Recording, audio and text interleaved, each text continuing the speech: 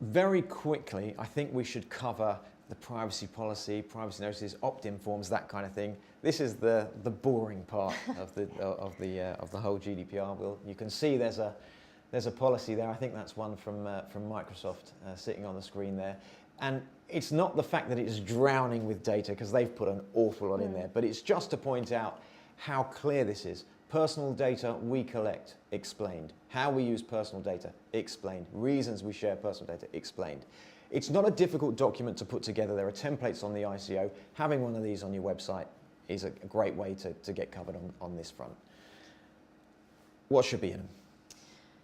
The key point of this is to be transparent. So you've touched on there, Microsoft has been explicitly clear. You need to make sure that it's not ambiguous, that any of your customers will be able to understand it.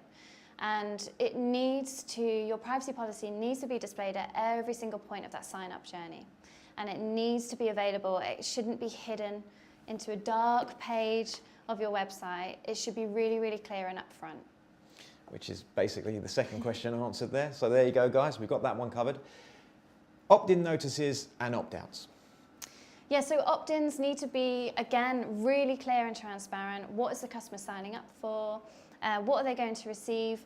And you can put that in a marketing way. You can sell the benefits.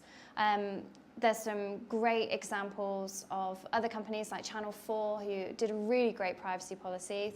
They used Alan Carr, the comedian, and it's a really different approach to create a privacy. It doesn't have to be a really boring, bland Well, these are videos, thing. aren't they, as well, that people are doing, so they're quite engaging. Exactly, and then a customer's more likely to actually understand what you're going to do with that data. Opt-outs, you shouldn't be using opt-outs from GDPR.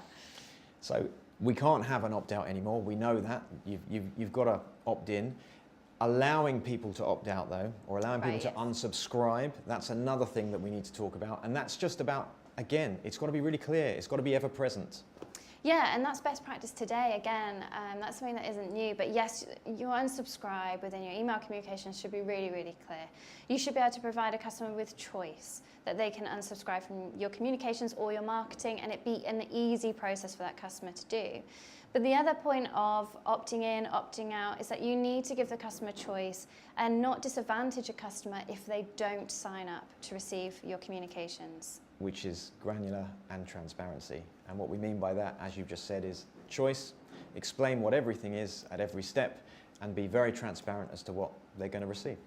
Yeah, and ultimately, what customer wouldn't, you're going to create a really good relationship with your customer, and you'll have a much better engagement rate and effectiveness of marketing by doing those things anyway. If you've got to hide it, they probably didn't want it anyway. Exactly. And that's why you're hiding it, Yeah. I would guess. So what do I do with data I can't provide any evidence for, non-opt-in information or other uses for the data? Caveat to this is not data that we've just plucked out the air. This might be data that's older, that we might not know how they were opted in. They might be customer information, but it's a few years old. What we're talking about here is other uses for the data. Estate agents have to keep data for a certain number of years. There's accounts information that you might need. There might be support bits and pieces going on. We're not talking about marketing to these people. We're just talking about keeping that data for the reasons that we have to. Then yes, you can, because you have a business need. So again, it goes back to the data processing policy, and make sure that you have that documented in there. And this is where we hear that other magic phrase, legitimate interest, Yeah. which doesn't apply to sending emails, which is what a lot of people seem to think it does. It actually applies to processing the data and having the data. And this is an absolute fantastic description or definition or example even of legitimate interest. Yeah, exactly. You have a business need to provide extra support once the service has now ended, but you're going to need that data. You're going to need to provide more support. So you have a legitimate interest to keep that data, and as long as you're documenting very clearly why you're keeping that data for those reasons, then yes, that's fine. Not responded to repermissioning. This was the difficult one we were talking about, was that if you're repermissioning people you didn't need to repermission, then you've made your own mistakes there, and just don't do that, basically.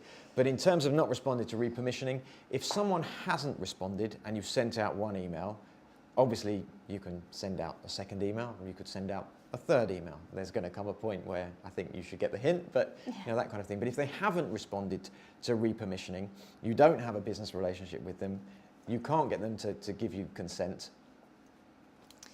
yeah, then really it's a stance that actually they're just not interested anymore, and they're not going to be valuable to you as a business either. And when you're looking at sending a repermissioning campaign, you need to be analysing the risk of sending that, because the more and more emails that you send, like you said, the more and more risk and the lower quality of that data as well.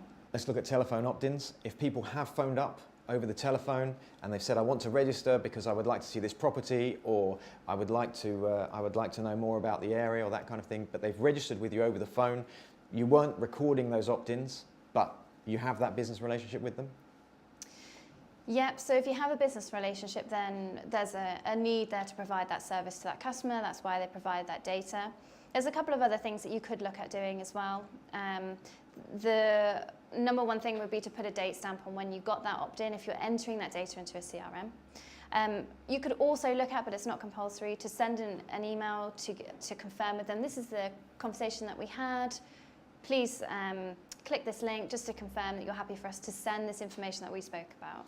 And if you want to go down that route, if you really want to go down that route, you can make them engaging. Hi, Yeah. great to speak to you over the phone. Just want to check that this data is correct and that you're looking for this and you're happy for us to send you properties with this budget and this area. And if they click it, you've got consent, you've got a relationship, you've got everything, haven't you, really? Exactly. What a perfect way to follow up after a telephone call.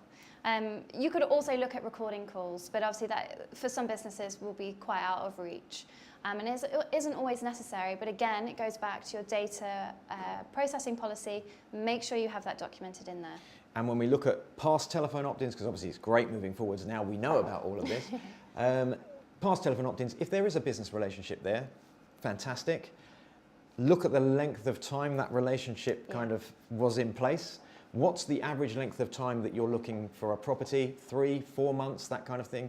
So after about 6 months, maybe send them an email and say, hey, are you still looking for a property? Are these still your search terms? If not, let us know and we'll change them for you. Or if you're not looking anymore and don't want to hear from us, just click here to unsubscribe. Yeah, exactly. Use it as a data cleansing exercise as well.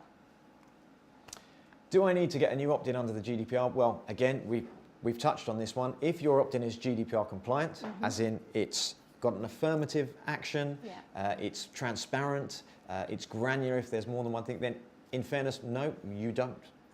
No, exactly, you don't. If you have any doubt in that, then you need to start reassessing exactly what that opt-in consent looks like. And you touched on this as well. This is fines and risks. Now, this is a very, very interesting point, because there is an argument to say that some of the bigger companies that might have been caught already and have got a fine, we know that, say, Honda, Flybe, Morris, all these companies that have received those fines, and those fines are around the £10,000 mark. For a big company with a list of hundreds of thousands of people, if we're just being totally honest about it, to get a fine of £10,000 to grab a load of data is probably a nothing to them, and you could argue worth the risk. So I'm not saying that's why they did it, I'm just saying that there is an argument that potentially that is a reason to do it. So if that is the way that you want to roll, if you're already doing that, then you have to weigh the risk up. We can't tell you what to do, we can't make you be compliant, but you know, that is a talking point, and it's something that should be mentioned. Yeah, and just, I suppose the other point of that is to just think about what your existing relationships will look like with that customer if you do decide that you're going to take that risk. Because ultimately you want to create a long-lasting relationship so they come back to you. If you abuse that data, would they come back?